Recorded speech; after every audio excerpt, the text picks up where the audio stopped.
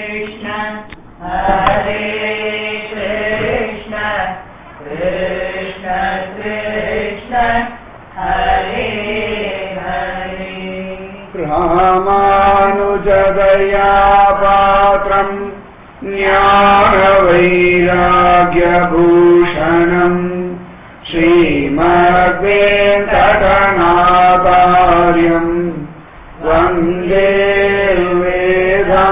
Vedāntadesīgam Lakshmīnāthasamaramбhaṃ Jnātayāmunamadhyamāṃ Asmadhācāryaparyantāṃ Vande Yo nityamacchudapadaṁbujayugma vyamohatasthatitārāni trināya mene asmadguron bhagavadosya nilayaica sindho Ramanujasya charanau sharanam prabhadye Budham sharascha mahadavaya bhattanatha Shri Bhakti Sara Kulasekara Yogivan Bhattandirenu Parakala Yadindra Mishram Srimad Parangusamunim Pranatosmi Nityam Nama Sankirtanam Yasya Sarvapāpakkranāshanam Pranamo Dukkhasamanaha Pranamāmi Harim Param Vasudeva Sudam Devam Kamsacānūramardhanam Devaki Paramanandam Krishnam Vande Jagadgurum आरामं गुणसञ्जयस्य सदनं मुख्यं सदा श्रेयसः कारुण्यस्य तथाकरो निरवधेरादेर्हि सिद्धौषधम् घोराघौगदवाग्नि सञ्जय गणक संसार मेघानिलः साक्षात् मूलधनं सतां विजयते श्री पद्मनाभ प्रभु கெடுமிடராயதெல்லாம் கேசவா என்ன நாளும் கொடுவினை செய்யும் கூற்றில் தமர்களும் குறுகவில்லார் விடமுடை அறவில் பள்ளி விரும்பினான் சுரும்பலற்றும் தடமுடை வயல் அனந்தபுரநகரம் புகுதுமின்றே இன்று போய் புகுதிராவி எழுமையும் ஏதம் சாரா குன்றுநேர் மாடம் மாடே குறுந்து சேர் செருந்தி புன்னை மண்டலர் பொழில் அனந்தபுரநகர் மாயன் நாமம் ஒன்றும் ஓர் ஆயிரமாம் உள்ளுவார்க்கு உம்பர் ஊரே ஊரும் புல் கொடியும் அப்தே உலகெல்லாம் உண்டு விழுந்தான் சேரும் தன் அனந்தபுரம் சிக்கன புகுதிராகி தீரும் நோய் வினைகளெல்லாம் தின்னம் நாமறியச் சொன்னோம் பேரும் ஓர் ஆயிரத்தும் ஒன்று நீர் பேசுமினே பேசுமின் கூசமின்றி பெரிய நீர் வேலை சூழ்ந்து வாசமே கமழம் சோலை வயல் அணி அனந்தபுரம் நேசம் செய்துரைகின்றானை நிருபியால் மலர்கள் தூவி பூசனை செய்கின்றார்கள் புண்ணியம் செய்தவாறே சர்வத்ர பத்மநாப சங்கீர்த்தனம் பத்மநாபா பத்மநாபா பூமண்ணு மாது பொருந்திய மார்பன் புகழ்மலிந்த பாமண்ணு மாறன் அடிபணிந்து இந்தவன் பல்கலையோர் தாம் மன்ன வந்த ராமானுசன் சரணாரவிந்தம் நாம் மன்னி வாழ நெஞ்சே சொல்லுவோம் அவன் நாமங்கள் பற்பமெனத்திகள் பைங்கடல் உந்தன் பல்லவமே விரலும் பாவனமாகிய பைந்துவராடை பதிந்த மருங்கழகும் முப்புரி நூலோடு முன்கையில் ஏந்திய முக்கோல் தன்னழகும் முன்னவர் தந்திடு மொழிகள் நிறைந்திடு முறுவல் நிலாவழகும் கற்பகமே விழி கருணை பொழிந்திடு கமல கண் அழகு காரு சுதன்கள் சூடிய முடியும் தன நர்ச்சிகை முடியும் எப்பொழுதும் எதிராகும் வடிவழகு என் இதயத்துளதால் இல்லை எனக்கெதிர் இல்லை எனக்கெதிர் இல்லை எனக்கெதிரே பிரணாமம் லக்ஷ்மணமுனிஹி பிரதிகிருஹ்ணாது மாமகம் பிரசாதயதி யத் சுக்திஹி ஸ்வாதீன பிரதிகாம் ஸ்ருதி உபவீதினம் ஊர்ಧ್ವபுன்றவந்தம் த்ரிஜகத் புண்ணியபதம் த்ரிதண்டஹஸ்தம் शरणागत सातवाहमीडे शिकया शेखरिणां पतिं यतीनाम् अनंत प्रथमं रूपं लक्ष्मणस्तु ततः परः बलभद्रस्तृतीयस्तु कलौ कश्चित् भविष्यति पुलिह पुलिह पुलिह போயிற்று வல்லுயிர்ச்சாபம் நலியும் நரகமும் நைந்த நமனுக்கு இங்கு யாதொன்றும் இல்லை கலியும் கடும் கண்டுகொன்மின் கடல்வண்ணன் பூதங்கள் மண்மேல் மலிய புகுந்து இசை பாடியாடி உழிதரக் கண்டோம்.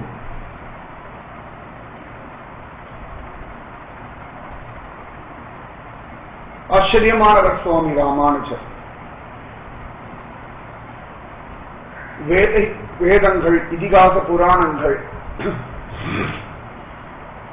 மகானுபாவர்கள் எல்லாருமே சுவாமி ராமானுஜ அவதாரத்தை பத்தி பலவிதமா சொல்லியிருக்கார். அனந்த பிரதமம் ரூபம் லக்ஷ்மணஸ்து ததப்பரஹ. அனந்தன் ஆதிசேஷனா இருக்கார் இல்லையா? சென்றால் குடையாம், இருந்தால் சிங்காசனமாம், நின்றால் மரவடியாம் இருக்கார். அதுதான் அவருடைய முதல் ரூபம். எப்படி பகவானுடைய அவதாரங்களுக்கெல்லாம் ஆதி காரணமா இருப்பது விராட் புருஷன் அப்படின்னு சொல்லி பாகவதத்தில் சொல்லப்படுறதோ, அதுபோல பலவிதமான அவதாரங்களுக்கு அஸ்திவாரமா இருப்பது அனந்த பிரதமம் ரூபம். அனந்தன், திருவனந்தபுரத்தி அனந்தன் காடு அப்படின்னு சொல்றோம். அனந்த பிரதமம் ரூபம் லக்ஷ்மணஸ்து ததப்பரஹ. அந்த அனந்தனுடைய இரண்டாவது அவதாரம் லக்ஷ்மண அவதாரம். அது திரேதாயுகத்தில்.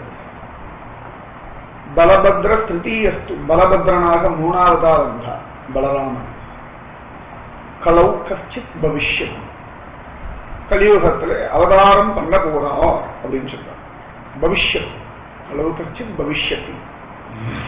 அதே அனந்தனே கலியுகத்தில் பிறக்க போறார் அப்படின்னு சொல்றார். ஆச்சரியமா ஆழ்வார் திருநகரிலே சுவாமி ராமானுஜருக்கு ஒரு சன்னதி உண்டு. அந்த இடத்துல சுவாமி ராமானுஜருடைய திருநாமம் பவிஷ்யத் ஆச்சாரியன் அர்த்தம். எதிர்கால ஆச்சாரியன். பவிஷ்யத் அப்படின்னு சொன்னா எதிர்காலம். பவிஷ்யோத்தர புராணம்னு உண்டு, எதிர்காலத்தை பத்தி சொல்லக்கூடிய புராணம் அப்படின்னு. அந்த மாதிரி பின்னாடி வரக்கூடிய உத்தமமான ஆச்சாரியன் இந்த சுவாமி ராமானுஜர். பவிஷ்யத் ஆச்சாரியன் சன்னதின்னு உண்டு.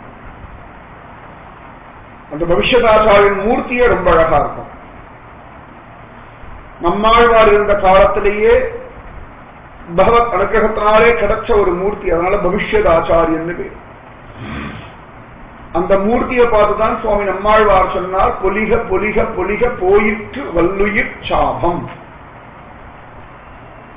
ஆச்சரியம், இந்த ஜீவர்கள் மேல இருக்கக்கூடிய பெரிய சாபம் போய் தொலைஞ்சது. நன்னா இருக்கட்டும், நன்னா இருக்கட்டும், நன்னா இருக்கட்டும். பொலிக பொலிக பொலிக போயிற்று வல்லுயிர் சாபம். நலியும் நரகமும் நைந்த நமனுக்கு எங்கு யாதொன்றும் இல்லை. எல்லாரையும் நரக வேதனையில் உட்படுத்தும்படியான யமதேவனுக்கு இங்கு ஒரு வேலை கிடையாது. நலியும் நரகமும் நைந்த நமனுக்கு எங்கு யாதொன்றும் இல்லை. கலியும் கெடும் கண்டு கொண்டின். எல்லாரும் கலியுகத்திலே கெட்டு போவோம், ஆனா கலியே கெட்டு போறது எப்ப அப்படின்னு கேட்டா, கடல் வண்ணன் பூதங்கள் மண்மேல் மலிய புகுந்து இசை பாடி ஆடி உழிதரக் கண்டோம். பகவானுடைய பாஷதர்கள், பகவானுடைய கைங்கரியப்பரர்கள், பகவானுக்கு பிடித்த நித்திய சூரிகள், பகவானுக்கு அபிமானப்பட்ட நித்தியமுக்தர்கள், இவர்கள்லாம் பூமியிலே பிறந்து பாடி ஆடி பகவன் நாமத்தை சொல்லி அதுல திளைக்க போற. அதனால கலியும் கெடும் கண்டுகொண்டின் அப்படின்னு சொன்ன. அப்படி நம்மாழ்வார் கூட மங்களாசாசனம் பண்ண ஒரு ஆச்சாரியன் சுவாமி ராமானுஜர். சாதாரணமா பெரியவாழ்ல மனுஷால ஸ்துதி பண்ண மாட்டார். ஆனா நம்மாழ்வார் சுவாமி ராமானுஜரை ஸ்துதி பண்ணிருக்கார் அப்படின்னா ராமானுஜர் எவ்வளவு ஏற்றமுடையவர் அப்படின்னு பார்த்துக்கோங்க. அந்த ராமானுஜரிடத்துல பெண் பிள்ளைக்கு பேசுறதுக்கு ஒரு பாக்கியம். நம்மாழ்வாரே பாடி பரவசப்பட்ட ஒருவர் சுவாமி ராமானுஜர். ராமானுஜரை பத்தி சொல்லும் பொழுது பெரியவாள்லாம் சொல்லுவா, அவருடைய ஆச்சாரியாரா இருந்தவர்கள் எல்லாம் பெரிய நம்பிகள், பெரிய திருமலை நம்பிகள், திருக்கோஷ்டியூர் நம்பிகள், திருமாலை ஆண்டான், திருவரங்க பெருமாள் அரையர், இவர்களுக்கெல்லாம் கூட நல்ல கதி கிடைச்சாங்க. எப்படின்னா ராமானுஜருடைய திருமுடி சம்பந்தம், ராமானுஜர் தலைமையில கை வச்சு ஆசீர்வாதம் பண்றதுனால அந்த சம்பந்தம் இந்த ஆச்சாரிய புருஷாளுக்கு கிடைச்சதுனால இவன் நல்ல கதி அடைஞ்சா. ராமானுஜருடைய சிஷ்யாளுக்கெல்லாம் திருவடி சம்பந்தம் கிடைச்சது, அதனாலே நல்ல கதி அடைஞ்சா. அதாவது ராமானுஜரோட சேர்ந்தாச்சு அப்படின்னா யாராக இருந்தாலும் சத்கதி உண்டு. இதுதான் தாத்பரியம். காரே கருணை ராமானுசாய் கடவிடத்தில் ஆரே அறிபவர் நின் அருளின் தன்மையை. ஆச்சரியமானவர் ராமானுஜருது, அவருடைய கருணை அதை விட விசேஷமானது. பெண் பிள்ளைக்கு பாக்கியம் கிடைச்சொடுத்து திருக்கோளூர் திவ்ய தேசத்துல நின்று பேசிட்டு இருக்க, அதி விசேஷம். அதெல்லாம் ராமானுஜரிடத்திலே தன் உள்ள கிடக்கைய சொல்றார். மண்பூவை இட்டேனோ குறவ நம்பியை போலே, இது 40வது தான் ஆரம்பிக்கிறேன். மண்பூவை இட்டேனோ குறவ நம்பியை போலே, மூலமென்று அழைத்தேனோ கஜராஜனை போலே, பூசக் கொடுத்தேனோ கூனியை போலே, பூவை கொடுத்தேனோ மாலாக்காரரை போலே. அடுத்து இதுவா சொல்லுவோம். வழியடிமை செய்தேனோ லக்ஷ்மணனை போலே, வைத்தவிடத்து இருந்தேனோ பரதனை போலே. அப்புறம் அக்கறைக்கே விட்டேனோ குஹப்பெருமாளை போலே. குஹப்பெருமாள் பகவான் ஜாதிய பார்க்கறதில்ல, வயசை பார்க்கறதில்ல, படிப்பை பார்க்கறதில்ல, குலத்தை பார்க்கறதில்ல, தனத்தை பார்க்கறதில்ல, அழக பார்க்கறதில்ல, அவளுடைய ஹிருதயத்தை பார்க்கற. லோகத்துல எதையெல்லாம் மனுஷர்கள் பெருசா பார்க்கிறாளோ பகவான் அதையெல்லாம் கண்டுக்கிறதே கிடையாது. நீ எதா ஜாதியானா இரு, உன் சரீரத்துல வியாதி இருந்தாலும் எனக்கு கவலை இல்லை. கவலை இல்லை அப்படின்னா அது பிராதானியம் இல்லைன்னு அர்த்தம். நீ பார்க்கறதுக்கு அதிரூப சுந்தரனா இருந்தாலும் எனக்கு ஒன்னும் அதனால பிரயோஜனம் இல்லை. உன் ஹிருதயம் எப்படி இருக்கு? உள்ளுவார் உள்ளிட்டெல்லாம் உடனிருந்து அருவி. ஹிருதயத்தை பார்க்கிறான். துந்துகாரி மகா பாபியாவே இருந்துருந்தான். கோகர்ணன் பாகவத சப்தாகம் பண்றான். இந்த ஒவ்வொரு நாளும் துந்துகாருடைய ஹிருதயத்துல மாற்றம் வந்தது. பகவான் அதை பார்த்தா மோட்சம் கொடுத்துட்டான். அவ்வளவுதான். அது வரைக்கும் என்ன பண்ணான்னு கூட பார்க்கல. அது வரைக்கும் அவன் பண்ண பாவங்களை கூட பகவான் ஒரு தள்ளு தள்ளிட்டான். ஆண்டாள் சொல்ற மாதிரி தீயினில் பூசாகும். திருத்தராஷ்டிரன் அத்தனை பாடுபடுத்திருக்கான். பகவானே சாட்சி, எல்லாருக்கும் வந்தா சாட்சி. பகவான் பிரத்யட்சமாவே பூமியில கிருஷ்ணவதாரம் பண்ணி சாட்சியா இருந்தான். ஆனாலும் திருத்தராஷ்டிரனுக்கு புத்திரன் சொன்னோன்னு ஒரு வைராக்கியம் வந்துடுத்து. இமயமலை போனான், தியானம் பண்ண 5 நாள்ல மோட்சம் கொடுத்தான். சரி போனா போறது, இவ்வளவு நாள் வீணா போயிட்டா, இப்போதான் உட்படட்டும் அப்படின்னு பகவத்காரன் அஜாமினன் இந்த மாதிரி நிறைய பேர் சொல்லிட்டு போகலாம். அதனால பகவான் அதுவரை நடந்ததை பார்க்கல, அப்பொழுதாவது உட்படுறாளா அதுதான் பார்க்க. அதனால போனதை நினைச்சு வருத்தப்படாதீங்கோ, இனிமேல் உட்படுற வழியை பார்க்க. அதுதான் சத்தியம். அன்னைக்கு மட்டும் இப்படி ஆகாம இருந்தா இன்னும் ஜோரா வந்திருப்பேன்னா சொல்றீங்கன்னா ஒரு பிரயோஜனம் இல்லை. இன்னைக்கு என்ன ஸ்திதியில இருக்கிறதோ இது சத்தியம். அன்னைக்கு அது நடக்காம இருந்தா அப்படி இருந்திருக்கேன்னு சொல்லிக்கலாம், அது ஒரு கற்பனை. இன்னைக்கு என்ன ஸ்திதியில இருக்கிறதோ அதுதான் சத்தியம். இது ஒண்ணுதான் சத்தியம். நாளைக்கு என்ன ஸ்திதியில இருக்க போறோம் நம்ம நினைக்கிறோமோ அதெல்லாம் சத்தியம் இல்லை. நேற்று என்ன ஸ்திதியில இருந்தோம் நினைக்கிறதும் சத்தியம் இல்லை. இன்னைக்கு இந்த ஸ்திதியில இருக்கோமே இது சத்தியம். அவ்வளவுதான். பகவானிடத்துல பக்தி பண்ணணும். அப்படி ஒரு பக்தி பண்ணிட்டார். அதனால குஹப்பெருமாள் அப்படிங்கிற வைஷ்ணவ சம்பிரதாயத்துல குஹனை பத்தி சொல்லிட்டா சுவாமி ராமானுஜர் அழகா கேட்டு இருக்கார். அக்கறைக்கே விட்டேனோ குஹப்பெருமாளை போலே. அப்ப அக்கறைன்னு சொன்னா இக்கரைன்னு ஒண்ணு இருக்கணும் இல்லையா? அது ஒண்ணு இருக்கு. அந்த பக்கம் சொல்லியிருக்கேன், இந்த பக்கம் சொல்லணும். இந்த பக்கம் ஒண்ணு இருக்கு, ஆனால் அதுக்கு நடுவில் இன்னொன்னும் இருக்கு. அதெல்லாம் ரொம்ப அழகு. பெண் பிள்ளையுடைய வாக்கியம் சமயத்துல ஒரு சில வாக்கியங்கள் சம்பந்தப்பட்டதாக வரும். தெய்வத்தை பெற்றேனோ தேவகியை போலே, ஆழிமுறை என்றேனோ வசுதேவரை போலே, ஆயனாய் வளர்த்தேனோ யசோதேவரை, கரெக்டா சீக்வன்ஸ் ஆகும். சமயத்தை அப்படியே திரும்ப வரும். ஆச்சரியமா இருக்கும். அவன் தெய்வம் என்றேனோ மண்டோதரியை போல, அடுத்த அகம் வேத்மி என்றேனோ விஸ்வாமித்திரரை போல, அப்படியே யுத்த காண்டத்திலே பாலகாண்டம் வருவா. நிறைய விடாரங்கள் அப்படி மாறி மாறி வரும். அவளுக்கே தெரியும் என்ன சொல்றாலும் சொல்லிட்டு இருக்க. ஆனா சத்விஷயம் சொல்றான். அது அதுல ரொம்ப சமத்து பெண்கள். முகப்பெருமான சொல்லிட்டா. லக்ஷ்மணனை சொன்னா, பரதனை சொன்னா, வழியடிமை செய்தேனோ லக்ஷ்மணனை போலே, வைத்த விடத்திருந்தேனோ பரதனை போலே, அக்கறைக்கே விட்டேனோ குஹப்பெருமாளை போலே. ஆனா இந்த இடத்துல லைனா சொல்லிட்டு வர. லக்ஷ்மணன் கைங்கரியம் பண்றதா கிளம்புறத சொல்றா. அப்புறம் பரதன் போய் பார்த்துட்டு அழகா திரும்பி வைத்த விடத்து நந்திகாமத்தை இருக்கிறத சொல்லிட்டா. ஆனா திரும்பி கொஞ்சம் ரிவர்ஸ்ல வந்து அடிச்சு திரும்பியும் அக்கறைக்கே விட்டேனோ குஹப்பெருமாளை போலேன்றா. திரும்பியும் அடுத்த வாக்கியம் ரொம்ப அழகா சொல்றா. ராமாயண வாக்கியம் தான். ஆச்சரியமா ஆரண்ய காண்டம் தான். அரக்கனுடன் பொருதேனோ பெரிய திருவுடையார் போலே. அரக்கனுடன் பொருதேனோ, பொருதல் அப்படின்னா சண்டை போடுறதுன்னு அர்த்தம், யுத்தம் பண்றதுன்னு அர்த்தம். அரக்கனுடன் பொருதேனோ பெரிய திருவுடையார் போலே. பகவான் வனவாசம்னு வந்துட்டான். பரதன் கேட்ட பொழுது கூட வரமாட்டேன்னு சொல்லிட்டான். பாதுகையை கொடுத்து விட்டுட்டான். சரி, இந்த இடமெல்லாம் அவ்வளவு சரியா வரல, அதனாலே கிளம்புவோம்னு பகவான் சித்திரக்கூடத்தை விட்டு கிளம்புறான். சித்திரக்கூடத்திருப்ப சிறுகாக்கை முளை தீண்ட அத்திரமே கொண்டெறிய அனைத்துலகம் தீண்டோடி வித்தகனே ராமாவோ இன்னபயம் என்றழைப்ப அத்திரமே அவன் கண்ணை அடுத்ததும் ஓர் அடையாளம். சித்திரக்கூடத்துலதான் காக்காசுரனுடைய கண்ணை பிடிங்கினான். சித்திரக்கூடத்துலாம் எல்லாம் நடந்து அழகா கிளம்பினார் பிரபு. இன்னும் அடர்ந்த கானகத்துக்குள்ளே போறார். ஒவ்வொரு ரிஷிகளுடைய ஆசிரமமா போறார். ஒவ்வொரு ரிஷிகளுக்கு மோட்சம் கொடுக்கிறார்.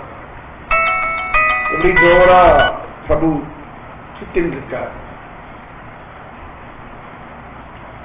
அழகா 13 வருஷம் ஒவ்வொரு ரிஷிகளுடைய ஆசிரமத்தில் சில வாரங்கள், சில இடங்கள்ல சில நாட்கள், சில மாசங்கள், இப்படி அழகா சத்சங்கத்தோட தாயார் பெருமாள் இளையாழ்வாராகிய லக்ஷ்மணன் எல்லாரும் போயிட்டு இருக்கார். ஒரு 12-13 வருஷம் ஆயாச்சு. ஆச்சரியமா அப்ப பெருமாள் திரும்பவும் ஜோரா அகஸ்தியரை பார்க்க போறார். ஒவ்வொருலாம் சுத்திட்டு திரும்பியும் அகஸ்தியரை பார்க்க போறார். அதுக்கு முன்னாடி அகஸ்தியரை பார்க்கல, அழகா அகஸ்தியரை பார்க்க போறார். அப்பொழுதுதான் அகஸ்தியர் ஆயுதங்கள்லாம் கொடுக்கிறார். ஆயுதங்கள் என்றேனும் அகஸ்தியரை போலே அப்படின்னு. அப்ப உடனே பகவான் கேட்கிறான், எங்க தங்கலாம், தங்கறதுக்கு ஒரு நல்ல இடம் சொல்லுங்க அப்படின்னு. அப்ப உடனே அகஸ்தியர் சிரிச்சுட்டே சொல்றார், பஞ்சவடி போறாமா, நல்ல சௌகரியமா இருக்கும் அப்படின்னு சொல்றேன். அங்கேருந்தான் ஆரம்பம் கதை. அதனால பிரபுவை பார்த்துட்டு பஞ்சவடி போறாமா, நன்னா இருக்கும், சௌகரியமா இருக்கலாம்னு சொல்ல உடனேயே பகவான், தாயார், லக்ஷ்மணன் எல்லாரும் பஞ்சவடி போறார். அந்த இடத்துல போய் இருக்கணும்னு போறா. போற வழியில ஒரு இடத்த பார்த்து இந்த இடம் நன்னா இருக்கு அப்படின்னு முடிவு பண்ற சமயத்துல மரத்தை பார்க்கிறா. மரத்து மேல பெருசா ஒரு கழுகு உட்கார்ந்து, வயசான கழுகு. உடனே யாரோ ராட்சசனோ அசுரனோ அப்படின்னு நினைக்கிறதுக்குள்ள கழுகு பேசிட்டு, அது பேசிட்டு வரதெல்லாம் கேட்டுட்டு ராமா லக்ஷ்மணா சீதாத்தனையும் கேட்டுடுச்சு.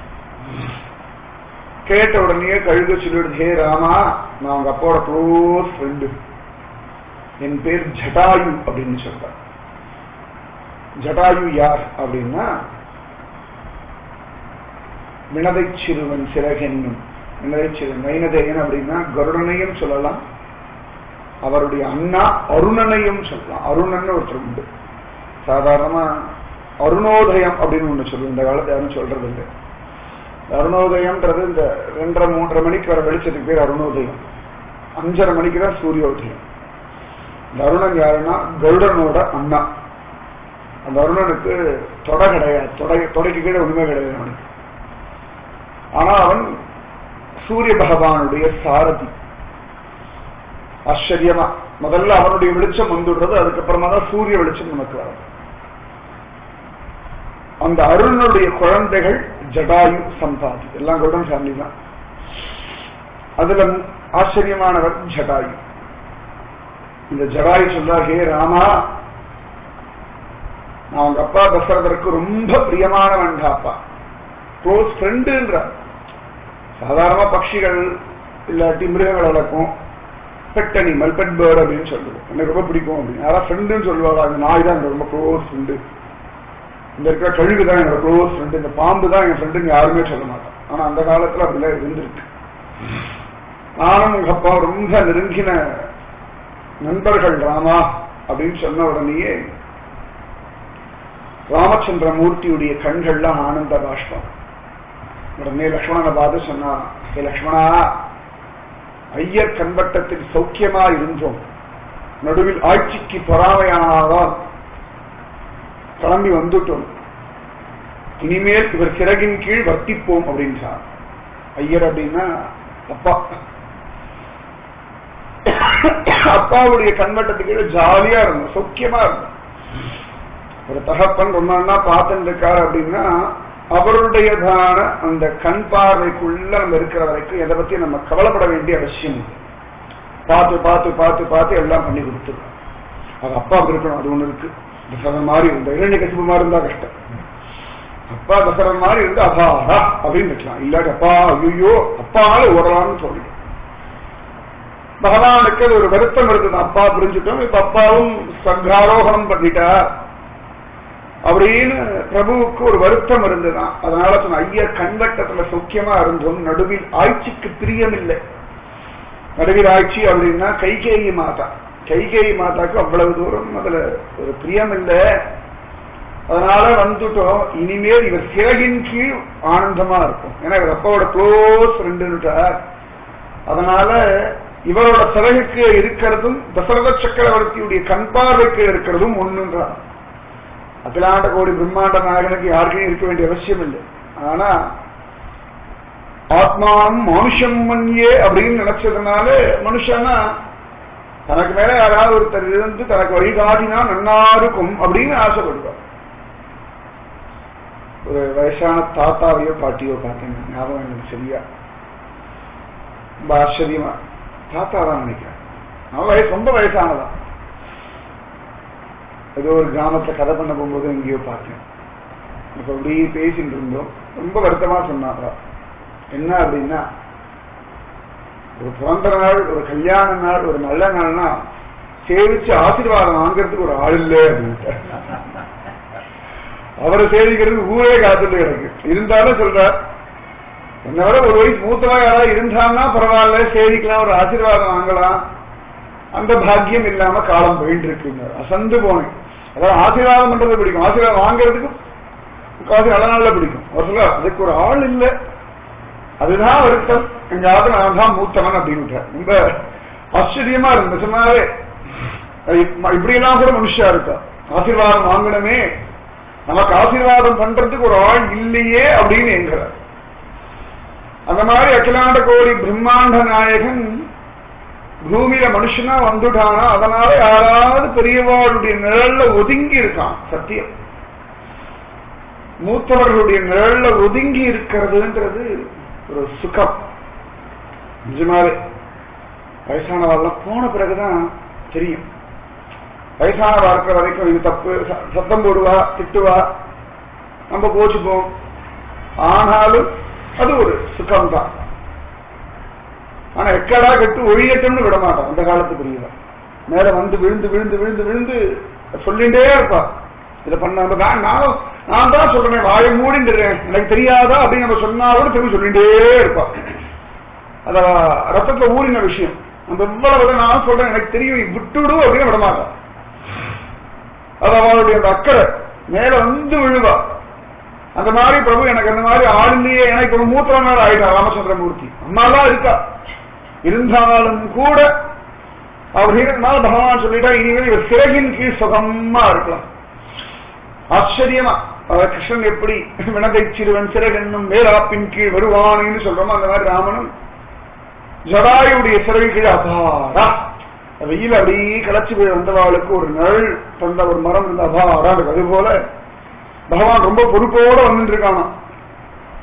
சீதை லக்ஷ்மணன் 2 பேரையும் அப்படி பார்த்து பார்த்து பார்த்து பார்த்து சபாடா இவங்களை பார்த்துக்கிறதே பெரிய காரியமா இருக்கு. சபாட நமக்குமே யாராவது பெரிய நிலடா வந்த உடம்பு கலப்பா இருக்கா அப்படின்னு சொல்லும் பொழுது ஒரு சுகமா இருக்கு. அது ஒரு பெரிய சுகம். நான் பார்த்துக்க எத்தனையோ பாட்டிகள்லாம் பார்த்துருக்கேன். இப்போ ஒரு சமீபத்தில் ஒரு பாட்டியை பார்த்தேன். அவ பிள்ளைக்கு பொண்ணு, அந்த பொண்ணுக்கு குழந்தைகள்லாம் பிறந்தாச்சு, பிள்ளைக்கு குழந்தைகள்லாம் பிறந்தாச்சு, அவ தாத்தா ஆயாச்சு. அப்ப அந்த தாத்து மாமி சாதம் போட்டு இருக்கான் மாமாவுக்கு. ஆச்சரியமா சுகமா சாப்பிட்டு இருந்தா. அதை போடு இதை போடு இன்ஸ்ட்ரக்ஷன் கொடுத்துட்டு இருக்கா. காய் கூட அவனுக்கு பிடிக்கும் அப்படின்ற அசந்து போனேன் நான். நிஜமாவே அத்தனை ஒரு பிரியம். சாப்பிட்டா முழுசா சாப்பிட்டா மாதிரி தெரியலையே, இன்னும் கொஞ்சம் போட்டுக்கோ அப்படின்றான். அவர் தாத்தாவாயாச்சு.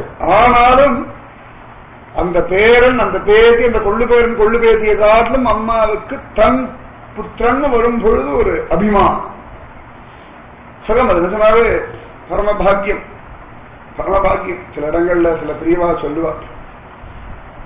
ஆச்சரியமா சில இடங்கள்ல வாசிருக்கேன், சில இடங்கள்ல கேட்டிருக்கேன். சில சமயங்கள்ல பார்த்தோம்னா ஏதோ ஹாஸ்யமா கதை சொல்றவெல்லாம் உண்டு. அந்த மாதிரி எங்கேயா எதிர்ச்சையா போய் மாட்டின்னு இருக்கு இடங்கள்ல, சில இடங்கள்ல. இப்போ சமய காலமா ஒரு இடத்துல தெரியாமலோ ஒருத்தர் ரொம்ப அழகா ஒரு விஷயத்த சொல்லிட்டாரு. எது பரமபாகியம் அப்படின்னா எள்ளும் தண்ணி இப்படி இறைக்காம இருந்தா பரமபாகியம் அப்படின்ட்டு சத்தியம். இல்லையா அமாவாசைக்கு அம்மாவை தலை முழுகி, மாசப்படுறதுக்கெல்லாம் தலை முழுகி இதே வேலையா பண்ணிட்டு இருக்கு. தாயார் தோப்பனார் இருக்கா அப்படின்னா இந்த எள்ளு தண்ணி அடைக்க வேண்டாம். அபாரம் சுதந்திரம் ஒரு பாடு கிடையாது. திவசம்னா உட்காந்து சாப்பிட்டு போயிடலாம். உட்காந்து வாத்தியார் வரான் சங்கல்பம் பண்ணிக்க வேண்டாம், பூனல் மாற்ற வேண்டாம். அபாரம் நம்ம பாட்டு சௌக்கியமா வேணும். எள்ளு தண்ணி இப்படி மறிச்சு விடாம இருந்தா பரமபாக்கியம். தூக்கி வாரி போடுது. நிஜமாவே எத்தனை ஆச்சரியமான வார்த்தைகள் அதெல்லாம். அசந்து போன பகவான் இப்படி எல்லாம் விஷயங்கள் ஒவ்வொருத்தருமா தெரிஞ்சோ தெரியாம வந்துருது. மறிச்சு எள்ளும் தண்ணி விடாம இருந்தா பரமபாக்கியம். பெருமாளுக்கு ஒரு வருத்தமா தவசம்னா என்னன்னே தெரியாது, இனிமேல் அதெல்லாம் பண்ண வேண்டியிருக்கே அப்படின்னு வருத்தப்பட்டு தகப்பனார் போயிட்டாரு அப்படின்னு பகவான் வருத்தப்பட்டிருந்த சமயத்திலே ஜடாயு கிடைச்சுட்டார். அப்பாடா பகவானுக்கு அப்படியே ஒரு கோடை காலத்துல ஒரு தண்ணீர் பந்தல் கிடைச்சா மாதிரி இருந்தார் ஜடாயு. அப்பாவுக்கு ரொம்ப பிரியமானவர் அப்படின்னு சொன்ன உடனே ராமனுக்கு அவ்வளவு சந்தோஷம். அங்கேயே இருந்துட்டு இருக்கா. உடனே ஜடாயு சொல்ற, ராமா ஒன்னும் பயப்படாது, சீதையை நான் பார்த்துக்கிறேன். நீ லக்ஷ்மணனும் காட்டுல ஏதான வேட்டையாட போனாலும் ஏதான காரியமா போனாலும் சீதையை நான் பார்த்துக்கிறேன் அப்படின்ட்டா. அது ஒரு பெரிய பாரம் விட்டது இல்லையா? ஏன்னா ஸ்திரீகளை தனியா விட முடியாது. அவர்கள் இப்படி எல்லாம் ரட்சிக்கணும்னு சாஸ்திரம் சொல்றது.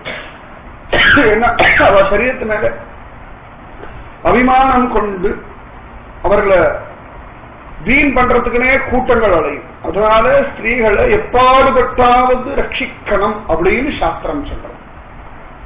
அதனாலதானே அர்ஜுனனே கதறி அழகான் கிருஷ்ணனிடத்துல, கிருஷ்ணா இந்த மூதாதையர்கள்லாம் போயாச்சுன்னா அதர்மம் வந்துடும், சொல்றதுக்கு ஆள் இருக்க மாட்டா.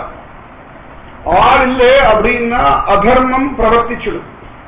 இந்த அதர்மம் முதல்ல யாரை தாக்கும் அப்படின்னா ஸ்திரீகளை போய் தாக்குமா.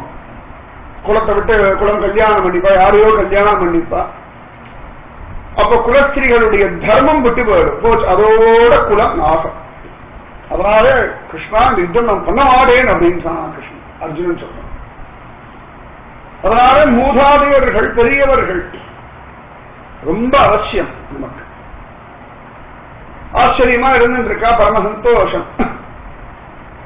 கழுகு அரசன் சொல்றது உண்டு ஜடாயு. அப்பா அப்படிலாம் இருக்கான்னு கேட்டா எல்லாம் போயாச்சு அப்படின்றா. அப்படியா? ரொம்ப வருத்தப்படுறாரு ஜடாயு. அழகா ரொம்ப சந்தோஷமா மரியாதையோட பேசி நடத்திட்டு இருக்காளாம் ஜடாயு. ஆச்சரியமா நடந்துட்டு இருக்கு. அப்பொழுதுதான் மாரீச்சம்மான் வந்தான். அழகா தாயார் இந்த மான் வேணும் அப்படின்னுட்டாராம். பொன்னத்த மான் ஒன்று புகுந்தி மீது விளையாட. தாயார் சொல்ல அந்த மான் ரொம்ப ரொம்ப ரொம்ப ரொம்ப அழகா இருக்கு, பிடிச்சு தரையாடா அப்படின்ட்டாராம். ஜோடி 13 வருஷத்துல நீ பெருசா ஒன்னும் கேட்கல, ஊர் கிளம்புற சமயத்துல கேட்டிருக்க, இதெல்லாம் கேட்கவே கூடாது. சில சமயங்கள்ல சொல்லுவோம் ஊர் கிளம்புறதுதான் கொடுப்போம், கிளம்பும்போது கேட்டுட்டான், சில ராத்திரி கேட்டுட்டான் அப்படின்வா. இது அவனு கேட்டுட்டு இருப்போம், நமக்கு என்ன கேட்கறதுக்காக குறவு, கேட்கறதுக்காக குறவு. உடனே எல்லாரும் அப்படி விழுந்து அடிச்சிடு, ராத்திரி கேட்கல, ராத்திரி கேட்காதேன்னு சொன்னா கேட்கறியா அப்படின்வா. அதுக்காக நிறைய குழந்தை ராத்திரி தான் கேட்கும் சமத்தா. ஆனா உடனே காரியம் சாதிக்கலாம், ராத்திரி தான் கேட்கணும். ஏன் ராத்திரி கேட்டா உடனே இடம்னா பொழுது விடிஞ்சா இருக்குமோ இருக்காதோ தெரியாது, அதான் அப்படியே போயிடுவோமா, திரும்பி எழுந்து போமான்னு தெரியாது.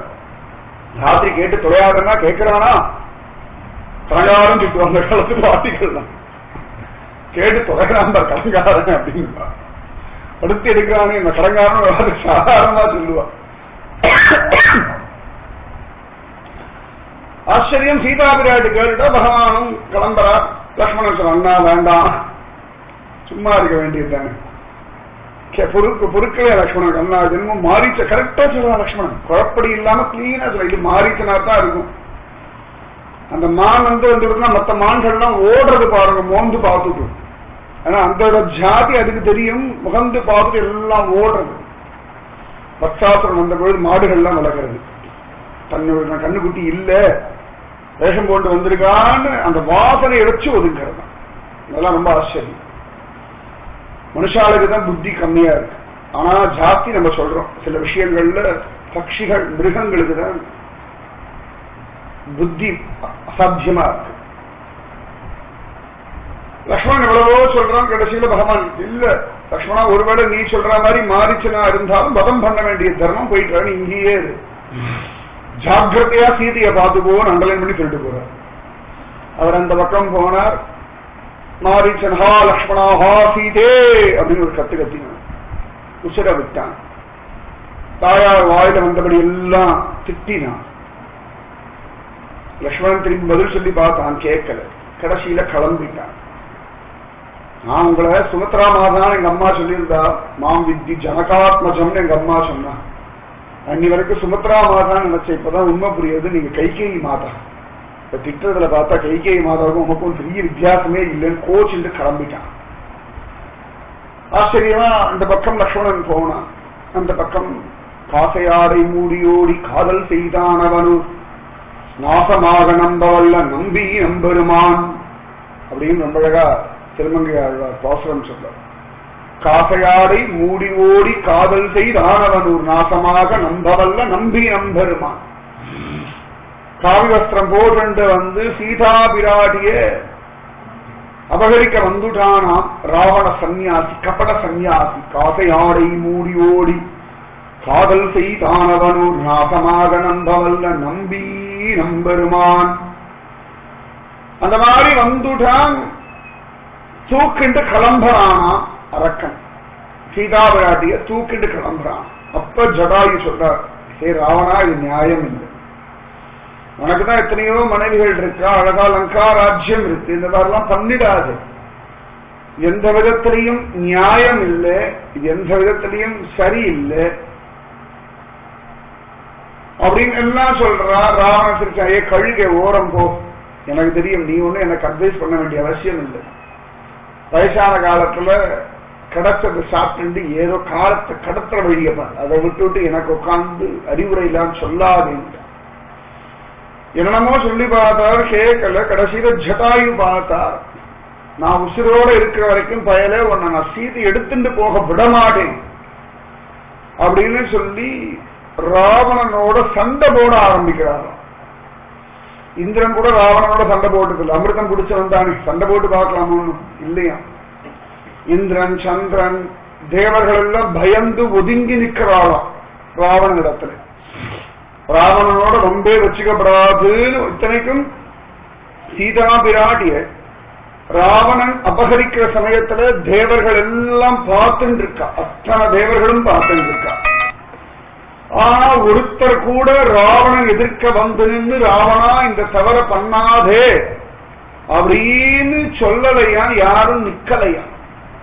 ஆனா இந்த கிழக்கழுவரசன் ஜடாயு ஆச்சரியமா அரக்கனோட சண்டை போடுறாராம்.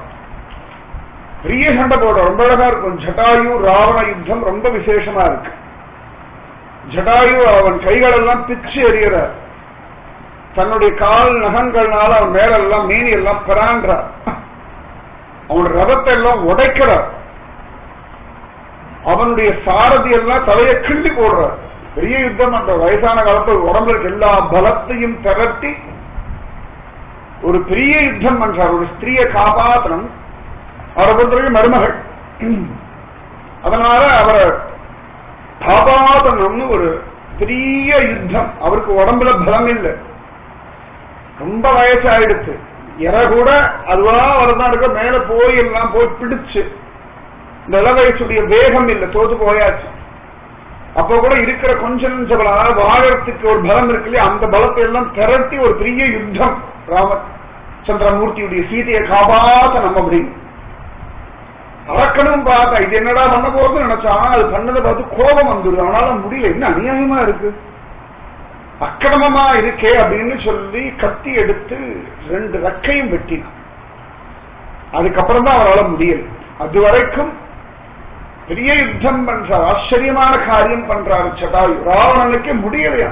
கொஞ்ச நேரம் பண்ணிட்டு விட்டுட்டும் பார்த்தான், விடுற மாதிரி இல்லை. முரட்டு பிடிவாதத்தை சண்டை போடுன்னு இருக்கா. சண்டை போட்டு கீழே குற்றீர் கொலையுறா விழுந்தாச்சு. அப்ப உடனே சீதாபிராட்டி ராவனுடைய கையை உடனே ஓடி வந்து ஜடாயுவை கட்டினாள். அச்சோ, எனக்காக சண்டை போட்டு இப்படி ஆயிட்டே அப்படின்னு வருத்தப்பட்டுட்டோம். அதுக்குள்ள ராவணன் திரும்பி இழுத்துண்டு கிளம்புறான். ஆச்சரியமா ராமனை போய் லக்ஷ்மணன் பார்க்க, லக்ஷ்மணன் ராமன் திட்ட, திரும்பி 2 பேரும் வந்து தேடுறா. எங்கன்னு தெரியல. அதுக்கப்புறம் பார்த்தா தூரத்துல பார்த்தா அங்கங்க ரத்தக்கரை எல்லாம் இருக்கு. அப்ப ஜடாயு கீழே விழுந்திருக்கார், குற்றீர் கொலையுறா. சீதையை காணும். உடனே ராமச்சந்திரமூர்த்தி மனுஷன் மாதிரி இந்த ஜடாயு அதை பண்ணிட்டார் அப்படின்ற ரொம்ப அழகா ஏமாத்துறார். நிஜமாதான். சரியா சொன்னா கபட நாடக வேஷதாரின் கண்ணனை சொல்லுவோம், சரியா ராமனைத்தான் சொல்லணும். ஏன்னா ஒரு மனுஷன் எப்படி தனக்கு ரொம்ப பிரியமான வஸ்துக்கு ஒண்ணு ஆயிடுச்சுன்னா அது வரைக்கும் யாரும் வசதியான அவளே கேவலமா நினைச்சுக்கலாம். இது மனுஷ சுபாவம். தன்னுடைய ஒரு பொருள் அழிவெடுத்து அப்படின்னு இவா எடுத்துருப்பாளோ, இவாளாலதான் ஆயிருக்குமோ அப்படின்னு ரொம்ப சாதாரணமா ஒரு சம்சயம் மனுஷாளுக்கு வந்துடும். பிரபு அதே மாதிரியே ஜடாயுவா இருக்குமோ அப்படின்றான். இவராத்தான் இருக்கும், இந்த கழுகுதான் இருக்கும் அப்படின்றான். பக்கத்துல வந்துட்டா அப்புறமா பார்த்தா ஒரு ரசம் உறைஞ்சு கிடக்கிறது, ஏதோ எல்லாம் தேர் சாரதி எல்லாம் இருக்கிறத பார்த்தா அப்ப இல்லைன்னு தீர்மானம் ஆயிடுச்சான். உடனே பகவான் ஜடாயுவை தூக்கி மடியில வச்சுக்கிறான். ஒரு பட்சி தானே, இதுக்கிற பெரியது என்ன ஏது கேட்கிற, தென் திசை நோக்கி தூக்கின்னு போயிருக்கான் அப்படின்னு சொல்றார். சொல்லிட்டு ராமா கவலையே படாத, சீதோட நிச்சயமா கிடைப்பா. ஏன்னு கேட்டா ஆச்சரியமா அபிஜித் முகூர்த்தத்தை தூக்கிட்டு போயிருக்கான். அந்த முகூர்த்தத்துல எதை தொலைச்சாலும் தொலைச்சவாளுக்கு வந்து செய்யும் அப்படின்னு சாஸ்திரம் இருக்கப்பா. அதனால நிச்சயமா சீதா விராட்டி வந்து செய்வாங்க. அடுத்தாடி ஏதாவது தொலைச்சு அபிஜித் முகூர்த்தமா தெரிஞ்சு இருக்காதீங்க. நீங்களா தொலைச்சாச்சுன்னா விட்டுடுவோம், அவ்வளவுதான். அவளுக்கு என்ன முகூர்த்தம் குருஜி, அந்த முகூர்த்தத்தை ஒன்று காணாம போயிடுச்சு, அது திரும்ப கிடைக்குமா கிடைக்காதா அப்படின்னு எனக்கு குறி சொல்ற மாதிரி வச்சிடப்படாது, சொல்லவும் மாட்டோம். அது அடுத்த விஷயம். இந்தந்த முகூர்த்தங்கள்ல இந்தந்த காரியங்கள் சிரேஷ்டம் அப்படின்னு சொல்லியிருக்கேன். அந்தந்த சமயத்துல அந்த கிரகங்கள்லாம் சேர்ந்திருக்கணும், அதெல்லாம் வச்சு சொல்றோம். எத்தனையும் சொல்றார், பேரை சொல்ல முடியல, அப்படியே போயாச்சு. குற்றீர் கொலையரா இருந்து நான் போராடி பார்த்தேன், நான் முடியலை அப்படின்னு சொல்லிட்டு ராமனுடைய மடியிலேயே உசிர விட்டுட்டேன். தசரதனுக்கு கூட அந்த பாக்கியம் கிடைக்கல. அப்பா பார்த்து பார்த்து பார்த்து ராமா ராமா ராமா ராமான் தோல் மேலையும் மடிமேலையும் தூக்கி வச்சு கொஞ்சம் விளையாடினவன். வா ஒரு கால் வந்து கண்டுகோ அப்படின்னு புலம்பறான் தசரன். ஆனா அவனுக்கு கூட அது கிடைக்கிறது. ஆனா இவருக்கு பெருசா கிடைச்சுடுத்து. பகவான் பார்த்தாச்சோ, ஏ லக்ஷ்மணா ஆச்சரியா ஒரு அந்திம சம்ஸ்காரம் பண்ணி ஏற்பாடு பண்ணு அப்படின்றார். தாயாக தொலைஞ்சு போயிருக்காளேன்னு அந்த துக்கத்தை தாண்டி ஒரு காருண்யமா. மனுஷாலால இதெல்லாம் நடக்கவே நடக்காது. நானே பொண்டாட்டி காமன் தேடின்னு இருக்கேன், உனக்கு வேற வேற இல்லப்போ அப்படின்னு போகுது. இதுக்கு மேல பெருசா ஒரு கிருப்பையெல்லாம் வராது, உரிமை எல்லாம் வராது. பகவான் உடனே ஆச்சரியமா இந்த ஜடாயுடைய சரீரத்தை வச்சுட்டு அந்திம சம்ஸ்காரம் எல்லாம் பண்ணி எல்லாரும் அடையக்கூடிய உத்தமமான லோகத்தை அடைவீராக என்றார். அப்ப தான் மனுஷன் மறந்து போயிட்டார் பிரபு. பகவானுடைய லீலையான்னு சொல்றார். ஆச்சரியமா கூறத்தாழ்வன் அதிமானுஷஸ்தவம்னு ஒரு ஸ்லோகம் பண்ணிருக்கார். அதுல பகவான் மனுஷர்கள் பண்ணாத காரியங்களை பண்றான்னு சொல்லும் பொழுது, ஆமா நீ என்னமோ ஆத்மானும் மனுஷன் மன்னிய தசரதாத்மஜம் எல்லாம் சொல்றாரு, ஆனா உனக்கே தெரியாமலே சமயத்துல நீ ஏமாந்து போய் நீ பகவானு காண்பிச்சு விட்ட. அதுல ஒண்ணு ஜடாயுக்கு மோட்சம் கொடுத்து. மனுஷனால மோட்சம் கொடுக்க முடியுமா? ஜடாயு வைகுந்தத்துள் ஏற்றின ஆழ்வாருடைய பாசுரம். வைகுந்தத்துல ஏற்றி விட்டுட்டார். கர்மயோகம் பண்ணாரா, ஞான யோகம் பண்ணாரா, பக்தி யோகம் பண்ணாரா, சரணாகதி பண்ணாரா, சண்டை போட்டா மோட்சம் அடைஞ்சுட்டார். தாயாருக்காக யுத்தம் பண்ணார், மோட்சம் அடைஞ்சுட்டார். உடம்புல பலம் இல்லாத சமயத்துல கூட தாயாருக்காக ஒரு பெரிய போராட்டம் பண்ணி கீழே விழுந்தார். எல்லாரும் பயந்து நடுங்கும்படியான ராவன் இடத்திலே யுத்தம் பண்ண. நமக்கு என்ன போச்சு, ராமா ஒருத்தன் வந்தான் தூக்கிண்டு போனான்னு சொல்லிட்டு இருந்திருக்கலாம். நான் பார்த்துட்டு இருந்தேன்டாப்பா, நான் வயசானவன் தானே, என்னால என்ன முடியும் சொல்லி பார்க்கலாம். அவரையும் வந்து முயற்சி பண்ணி கீழே விழுந்தார். இந்த மாதிரி ஒரு பக்குவத ராமன் அப்பாவுக்கு சமமாக வச்சதுனால, பெரியப்பான்ற ஒரு ஸ்தானத்துல வச்சதுனால வைஷ்ணவ சம்பிரதாயத்தை ஜடாயுக்கு பெரிய திருவுடையார் அப்படின்னு பேரு. பெரிய திருவுடையாரம். ஏன்னா பகவானே மோட்சம் கொடுத்துட்டான். ஆச்சரியமா இருக்கு. வைகுந்தத்துல ஏற்றி விட்டுட்டான். அதி விசேஷமா ஏற்றி விட்டுட்டான். அவ்வளவு சிரேஷ்டம். அந்த மாதிரி அரக்கனோட சண்டை போடுற அளவுக்கு ஜடாயு மாதிரி அடியாள் ஒன்றும் பக்தை இல்லை. அரக்கனுடன் பொருதேனோ பெரிய திருவுடையார் போலே. எல்லாரும் ராட்சசர்கள் மனுஷாரா கஷ்டப்படுத்தாங்க, பகவானே காப்பாத்துன்னு கத்துவார். ஆனா தாயார காப்பாத்துறதுக்கு இந்த ஜடாயு கழுகரசன் அந்த பிரயத்தனம் பட்டா அப்படின்னு ஆச்சரியம். நிஜமாவே ஜடாயை கொண்டுதான் நிறைய விஷயங்கள் நடக்கிறது. ஜடாயை பத்தி பேசிட்டு இருக்கும்போதுதான் சம்பாதி கேட்டுட்டு அந்த பக்கம் இருக்கா அப்படின்னு சொல்லி, யார் அது ஜடாயு கொண்டதெல்லாம் கேட்டுக்கிறான் சம்பாதி. ஜடாயு விஷயம் பேசிதான் சம்பாதி லங்கையில சீதா இருக்கா அப்படின்னு சொன்னான். ஜடாயு விஷயம் இல்லை அப்படின்னா இந்த குழந்தைகளால சம்பாதி பண்ணிட்டு போயிருக்கு. அத்தனை விசேஷம் இந்த ஜடாயு, இந்த பெண் பிள்ளை. ஜடாயு மோட்சம் சொல்றோம் இல்லையா, அதுல ரொம்ப ஆனந்தமா அனுபவிச்சு சாரமா எடுத்தது அரக்கனுடன் பொருதேனும் பெரிய திருவுடையார் போலே. ஜடாயு மாதிரி அடியாள் தாயார காப்பாத்துறதுக்காகவும் பெருமாளுக்காகவும் ஒரு யுத்தம் பண்ணேனா? இல்லையே சுவாமி. அடியாள் மசல் குழுக்க வரப்புல கடந்தா என்ன, வயல்ல கடந்தா என்ன அப்படின்னு கேட்கிறான். சுவாமி ராமானுஜர் தான் லக்ஷ்மணனா கூட இருந்து எல்லாத்தையும் வேடிக்கை பார்த்துறார். ஜடாயுக்கு மோட்சம் கொடுக்கறதெல்லாம் பார்த்துறார். அவரிடத்திலே இந்த பெண் பிள்ளை இந்த வாக்கியத்தை சொல்லிட்டார். அரக்கனுடன் பொருதேனோ பெரிய திருவுடையார் போலே. சுவாமி ராமானுஜர் ரசிச்சு கேட்டு இருக்கார். அழகா ஸ்ரீமத் ராமாயணம் சொல்ற ஆள் அப்படின்னு. அது சொல்ற ஒவ்வொரு வாக்கியமும் ஆச்சரியமா இருக்கு. பரவாயில்லையே அப்படின்னு ஏதாவது சீக்வன்ஸா போயிட்டு இருக்க உடனே அப்படியே ஆச்சரியமா கிஷ்கிந்தா காண்டம் வரும், வாலிவதம் வரும், அப்படிலாம் யோசனையே பண்ண முடியாது. இல்லாட்டி சுந்தரகாண்டம் வரும், அதுவும் இல்லை. அதையும் தாண்டி நேர யுத்த காண்டத்துக்கு போயிடுறா. யுத்த காண்டத்துக்கு போயிடுற ஆச்சரியமா பெண் பிள்ளை. அக்கறைக்கே விட்டேனோ முகப்பெருமாளை போலே, அரக்கனுடன் பொருதேனோ பெரிய திருவுடையார் போலே, இக்கரைக்கே சென்றேனோ விபீஷணனை போலே. ரொம்ப அழகு. இக்கரைக்கே சென்றேனோ. இது அக்கறைன்னு சொல்ல முடியாது. ஏன்னா இவா இருக்கிற ஊரனால இக்கரைன்னு சொல்லணும். இக்கரைக்கோ வந்தேனோன்னு சொல்ல முடியாது. ஆனா அவர் சென்ற லங்கையிலேன்றதுனால இக்கரைக்கே சென்றேனோ விபீஷணனை போலே. விபீஷணன் நிஜமாவே ஆச்சரியமா. விபீஷணஸ்து தர்மாத்மா நது ராட்சச சேஷ்டித. சூர்பனக கூட சர்டிபிகேட் கொடுக்கிறாள். ஒருத்தர் நல்லவர்னு சொல்லி ஒரு நல்லவர் சர்டிபிகேட் கொடுத்தா பெரிய விஷயம் இல்லை. ஒரு மகாபாவி அவர் ரொம்ப நல்லவர் அப்படின்னு அது பெரிய சர்டிபிகேட். சூர்பனகா சொல்றாளா, விபீஷணஸ்து தர்மாத்மா நது ராட்சச சேஷ்டித. நல்ல அரக்கன்ற சுவாமி பெரியவாச்சான் பிள்ளை. பொல்லா அரக்கனை கிள்ளி கலைந்தானை கீர்த்திமை பாடி போயினும் பொழுது பொல்லா அரக்கன் ஏன் சொல்றான்? அரக்கன்னு சொன்னாலே பொல்லாதவன் தானே. அப்ப ஆண்டாள் அண்டர்லைன் பண்ணி பொல்லா அரக்கன் அப்படின்னா காரணம் இருக்கு. ஏன்னு கேட்டா நல்ல அரக்கன் ஒருத்தன் உண்டு விபீஷணன் அப்படின்னு சொல்லி, விபீஷணஸ்து தர்மாத்மா நது ராட்சச சேஷ்டிதக.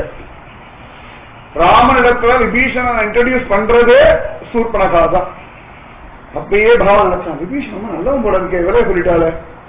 அப்ப பகவானுக்கு ஒரு அபிமானம் வந்துருத்தான். ஒரு சூர்பனகா, ஒரு அரக்கி, காமவசப்பட்டவளை விபீஷணஸ்து தர்மாத்மா நது ராட்சச சேஷ்டிதக. எங்களுக்கு எல்லாம் அவன் மேல அவனை பத்தி தான் ஒரே வருத்தம், எப்படிதான் உட்பட போறானோ தெரியல. எங்களுக்கு ஒரே பயம், அவனாலே எங்க குடும்பம் நாசமாயிடுமோ. அதான் நடந்து உண்மை. உண்மை அதுதான். எல்லாரையும் கெடுத்து இருக்கிற கூட்டத்துல ஒருத்த மட்டும் நல்லவனா இருந்தா இந்த கூட்டம் கெட்டு போயிடும். அது பெரிய கஷ்டம் இருக்கு. அந்த மாதிரி பயமா இருக்கு. அவனை உருப்பட வைக்கிறதுக்கு நாங்களும் எத்தனையோ அதர்மங்கள் சொல்லி பார்த்துட்டோம். தர்மங்கள் சொல்ல அதர்மங்கள் அவருடைய கோட்பாடு தான். அதர்மங்கள் சொல்லி பார்த்துட்டோம். அடுத்தவா பொருளெல்லாம் எடுக்கணும், திருடுத்தனம் சொல்லி பார்த்துட்டோம், ஏமாத்துறதெல்லாம் சொல்லி பார்த்துட்டோம். எத்தனை சொல்லி அவன் புத்தியில ஏறவே மாட்டேங்கிறது. எங்க அண்ணாவுக்கு விபீஷனுக்கு என்னதான் பண்ணி தொலைகிறதுன்னு தெரியல. நான் சொல்லியாச்சு, ராவணன் சொல்லியாச்சு, கும்பகரன் சொல்லியாச்சு, எத்தனை சொன்னாலும் நல்லது நல்லது நல்லது, நன்மையே நல்லது, பொய் சொல்லப்படாது, இனிமேலாம் சொல்றான். எங்களுக்கு பழக்கமே இல்லாததான் சொல்றான். அநியாயமா இருக்கு, அநியாயமா இருக்கும். ரொம்ப வருத்தங்களுக்கு ஒரே அவங்க. எங்க அம்மாவுக்கு கூட அவனை பத்தா ரொம்ப வருத்தம். இப்படி ஒரு இவன் எப்படி என் வயிற்றுல பிறந்தா அம்மா கேட்கிறாள், இவன் எப்படி என் வயிற்றுல பிறந்தா நம்ப முடியலையே அம்மாவுக்கு வருத்தம். விபீஷணஸ்து தர்மாத்மா. அந்த சூர்பனகா சொன்ன பொழுது பகவானுக்கு மனசுல ஓ விபீஷணன் அப்படின்னு ஒரு அண்டர்லைன் பண்ணி வச்சிருந்தாரு. பகவான் ஹிருதயத்துல ஒரு அபிமானம் வந்துடுத்தான் விபீஷணனை பத்தி. ஆச்சரியமா அந்த விபீஷன் ஜோர முதல்ல பாகவத கைங்கரியம் தான் விபீஷணன் பண்ணான். யாருக்காவது சொல்ல முடியுமா என்ன பாகவத கைங்கரியம் முதல்ல பண்ணான் விபீஷணன்? சுந்தரகாண்டம். சரி, குழுவும் கொடுக்க. ஆஞ்சநேயர் கைங்கரியம் என்ன பண்ணான்? ஆஞ்சநேயரை கொல்லணும் அப்படின்னு ராவணன் சொன்ன சமயத்துல கொல்லக்கூடாது, தூதுவனா வந்தவனை கொல்லக்கூடாதுன்னு சொல்லி ஆஞ்சநேயருடைய உயிரை காப்பாத்தினது விபீஷணன். முதல்ல பண்ணது பாகவத கைங்கரியம். அந்த கைங்கரியம் பண்ணிட்டானா வாழதான் நெருப்பு வைக்கணும். சரி, அதுக்காக சொல்ல முடியல. சரி, அத்தனை பேரும் இந்த குரங்க விட்டு குத்து கொலை பண்ணுன்னு பொழுது இல்ல கொல்லக்கூடாது அப்படின்னு ஒத்த கால நின்று இவன் சொல்றது எல்லாரையும் கேட்கும்படியா பண்ணிட்டான் விபீஷணன். அந்த கூட எதுவும் கேட்கவே கேட்காது. ராவணன், இந்திரஜித்து எல்லாம் அநியாயம் பிடிச்ச கூட்டம். இந்த கூட்டத்தை போய் சொல்லவே கூடாது. இருந்தாலும் தர்மத்தை எடுத்து சொல்லி ஆஞ்சநேயருக்கு கைங்கரியம். போய் ஆஞ்சநேயர் பார்த்தா ரொம்ப சமத்தா இருக்கானே, இத்தனை பெரிய கூட்டத்துல சாஸ்திரம் தர்மம் ஆஞ்சநேயர் நன்னா தெரியும். அவர் இவ்வளவு தூரம் சாஸ்திரம் எல்லாம் தெரிகிறது. இவன் இங்க இருக்கானே, இவன் இங்க இருந்தும் ராவணன் உருப்படலையே, அவருக்கு தான் வருத்தம். அந்தெல்லாம் சொல்றது ஒண்ணுமே இல்லை. இவ்வளவு தூரம் ஒருத்தர் இருக்கானே, அடடா இவ்வளவு சொல்லியும் ராவணன் உருப்படலையே அப்படின்னு ஒரு வருத்தமா. சரி அப்படின்னு அழகா வந்துட்டா ஆஞ்சநேயர். அப்ப ஆஞ்சநேயருக்கு நன்னா தெரியும் விபீஷணனை பத்தி. யுத்தம் எல்லாம் பண்ணலாம் அப்படி இப்படின்னு முடிவு பண்ணிட்டா. பகவான் கரையில இருக்கான், திருப்புல்லானி சமுத்திர கரையில இருக்கான். ஆதி ஜெகநாத பெருமாளுடைய கஷேத்திரம், கல்யாண ஜெகநாதர்னு பேரு. திருப்புல்லனை கிடக்கிற திருப்புல்லானின்னு ஆயிடுச்சு. பகவான் அழகா கண்டுபிடிச்சுட்டா இல்லையா, கண்டேன் சீதையை அப்படின்னு வந்துட்டான். திருஷ்டுவா சீதா. என்ன பண்றது ஏது பண்றது ஆலோசனை பண்ற சமயத்து அதெல்லாம் ஒண்ணு. அப்ப கூட பகவான் வருத்தப்படுறாங்க, சீதை எங்க இருக்கான்னு தெரிஞ்சு கொடுத்தானா எப்படி தாண்டதுன்னு தெரியலையேன்றானா. ஒன்னும் தெரியாத ஒரு மனுஷன் திருதிரு முழிக்கிற மாதிரி முழிச்சானா பிரபு. அதுக்குள்ள ராவணன் இடத்துல விபீஷன் நல்லதெல்லாம் சொல்றான், கேட்கல. அப்ப ராவணன் சொல்லிட்டான், உடன் பிறந்தே கொல்லும் வியாதிராணி, ஏதான ஒண்ணு பண்ண அண்ணா உன் கூட நான் இருக்க, நீ கவலைப்படாதே, நிக்க வேண்டாமா, நான் எதை பண்ணாலும் இது தப்பு அது தப்பு, இது பண்ணாது அது பண்ணாது, சேத நை நை நச்சரிச்சு தொலைகிறியே, இது பண்ணாதேன்னு ஏன் சொல்ற, நீ என்ன வேணா பண்ணு, நான் உன் கூட தோளோடு போல நான் நிக்கிறேன்னு சொல்ல வேண்டாமா? என்னடா தம்பி, உஷரை வாங்கறதுக்குனே வந்து தொலைச்சிருக்கியோ. சாதாரணமா ஒரு வச்சனம் உண்டு, தம்பியுடையான் படைக்கஞ்சான் அப்படின்னு. அப்படியே வேண்டாம் யுத்தத்தில் ஜெயிப்பான். நீ இருக்கிறத பார்த்தா எனக்கு ஒன்னு நினைச்சேதான் பயமா இருக்கு. நீ சமயத்துல யாராவது 10 பேர் உங்க அண்ணா பண்ண தப்புன்னு, ஆமா எங்க அண்ணா பண்ண தப்பு தான் நீ சொல்லிடுவாரு. எங்க அண்ணா பண்ண தப்பு இல்லேன்னு வாதாட வேண்டாமா? அவன் ராவணன் என்ன எதிர்பார்க்க, நான் என்ன அக்கிரமம் பண்ணாலும் எனக்கு சப்போர்ட்டா இருக்கு. எல்லா மனுஷாலும் அப்படிதான். தான் பண்ற தவறுகளுக்கு கூட இருக்கவா சப்போர்ட் பண்ணணும்னு ஆசைப்படுவார். தர்மாத்மாக்கள் அது பண்ண மாட்ட, துஷ்ட ஆத்மாக்கள் பண்ணுவா. பாசத்துல மயங்கி கிடக்கிறவா எதுக்கு சரி அவ சொன்னா கேட்க போறது, சொல்லாம விட்டுடுவோம் அப்படின்னு விட்டுடுவோம். ரொம்ப தைரியம் வேணும் தர்மத்தை சொல்றதுக்கு, ரொம்ப தைரியம் வேணும். அதுவும் கேட்காத வாழ்க்கை சொல்றதுக்கு அதோட தைரியம் வேணும். விதுரனுக்கு நல்ல தைரியம், விபீஷனுக்கு நல்ல தைரியம். துரியோதன கூட்டத்துக்குலாம் யாரோ உட்காந்து கிளாஸ் எடுப்பாரு, தர்மம் இல்லை அது நியாயம் இல்லை அப்படின்னு சொன்னா கேட்காத கூட்டம். கொசு கிட்ட ஒரு பிடிச்சு உட்காந்து கடிக்காது அப்படின்னு சொன்னா கேட்க போறதா? கொசு கூட ஒரு சொன்னா என்னமோ ஒரு நேரம் பேசிட்டு இருக்கா, சரி போய் தொலை போ அப்படின்னு போகுது. துரியோதனத்தை சொல்லி ஒரு பிரயோஜனம் ஆனாலும் சொல்றாராம் விதுரர். அந்த மாதிரி விபீஷணன் உரிமை எடுத்து, ஹே ராவணா இது நியாயம் இல்லை, கொண்டு போய் கொடுத்துடு, ராமனை சகாவா வச்சுக்கோ, ரொம்ப பெரிய ஐஸ்வர்யம் இருக்கு, நல்ல வாழ்க்கை இருக்கு, எல்லாம் சொன்னா எனக்கு பிடிக்கல. ஒரு அல்ப மனுஷனை கொண்டாடுறா, நான் எவ்வளவு பெரியவன் தெரியுமா? நவகிரகங்கள்லாம் நம்ம வீட்டு வாசல்ல படியா கிடக்கிற, நான் மிதிச்சுட்டு போயிருக்கேன் தெரியுமா உனக்கு? ராவணனுக்கு சந்திரகாந்த கல்லு ஒன்று இருந்து, இன்னைக்கு கூட உண்டு, நிறைய பேருக்கு தெரியாது. இந்த சந்திரகாந்த கல்லுன்றதுல இந்த சந்திரனுடைய வெளிச்சம் பட்டதுன்னா அதுல இருந்து ஜலம் வரும், சில்லுன்னு. இவன் என்ன பண்ணுவான்னா, ராவணன் அழகா ஷவர் மாதிரி வச்சிருக்கான, ராத்திரி என்ன சந்திரா அதை பாருங்க, அதுல இருந்து ஜலம் வரும், அதுல குளிப்பான ராவணன். அந்த அளவுக்கு தேவர்கள் எல்லாம் கண்ட்ரோல் பண்ணி வச்சிருக்கான் ராவணன். இவ்வளவு பெரிய ஆள் நானு, கைலாச மலையை பெயர்த்து ஆசினவன் அப்படின்னா சொன்னா, அப்ப விபீஷன் சொன்ன அதெல்லாம் இருக்கட்டும், ஆனா உன்னையே கட்டி போட்ட வாலியையே வதம் பண்ணிட்டு ராமன் நிக்கிறான். உன்னை கொண்டு போய் பூச்சி மாதிரி அங்கதனுடைய தொட்டில்ல, 8 கால் பூச்சி மாதிரி 20 கை பூச்சிடா, குழந்தை பாரு ஜாலியா விளையாடுன்னு சொல்லி கட்டி போட்டுட்டான் வாலி. அவனையே ஒருத்தன் வதம் பண்ணிட்டு வந்திருக்கானா, அவனை குறைச்சு மதிப்பிடுறது பைத்தியகாரத்தனம் எல்லாம் சொல்றான். கேட்க கடைசியே சொன்னான், ஓடி தொலை, நீ சொந்த தம்பியா இருக்கிறதுனால உன்னை கொலை பண்றதுக்கு எனக்கு புத்தி வரல, உடன் பிறந்தே கொல்லும் வியாதி, போய் தொலைன்னுட்டான். துரியோதனை அவமானப்படுத்துறாரு, இவன் சித்தப்பன்ற பேரை இல்லைன்னா இன்னைக்கோ கொண்டு போட்டிருப்பேன் இவனை. சாப்பாடு இங்க சாப்பிடுறான், நன்றி அங்க காட்டுறான், பாண்டவா இடத்துல காட்டுறான் அப்படின்னு. அப்பதான் விதுரர் வில்லு அம்பெல்லாம் ஓரத்தை வச்சுட்டு கிளம்பி போயிட்டான். அந்த மாதிரி விபீஷணன் கிளம்புறான். சரி இனிமேல் இங்க இருக்க வேண்டாம், இனிமேல் இங்க எங்க போவான்? அவன் ராஜ்யமே லங்கை தான், எங்க போகிறது?